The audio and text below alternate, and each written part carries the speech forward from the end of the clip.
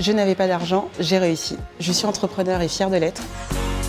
Au début, on se dit que c'est mission impossible. C'est normal de se dire ça, parce qu'on se dit tout ce qui est communication, marketing, tout ce qui est logistique aussi.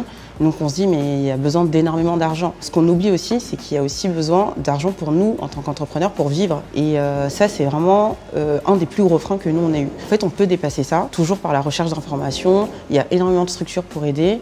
Et c'est possible. Nous, on a regardé beaucoup du côté des concours, mais c'est vrai qu'il ne faut pas passer trop de temps sur les concours, ça prend beaucoup de temps, il y a beaucoup de gens qui participent. Donc on a regardé du côté de l'ADI qui propose des microcrédits pour entreprendre. Nous, c'était vraiment un crédit qui nous a beaucoup aidé, qui nous aide encore actuellement. Et sinon, il y a des subventions de la région, il y a d'autres prêts aussi via la BPI, selon la taille en fait, de l'activité. Il y a énormément de choses et qui sont adaptées à tout type d'entreprise. Je pense que vraiment, il faut aller chercher de l'information, il faut se renseigner, il faut parler de son projet et on va entendre parler vraiment de beaucoup d'aides.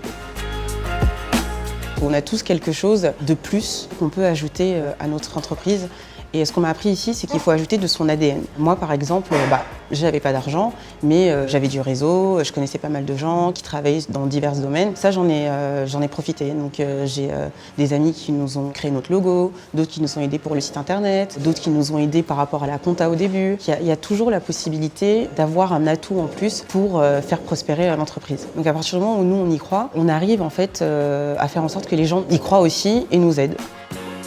Quand on est un peu malin, qu'on réfléchit un peu, je pense qu'on peut s'en sortir.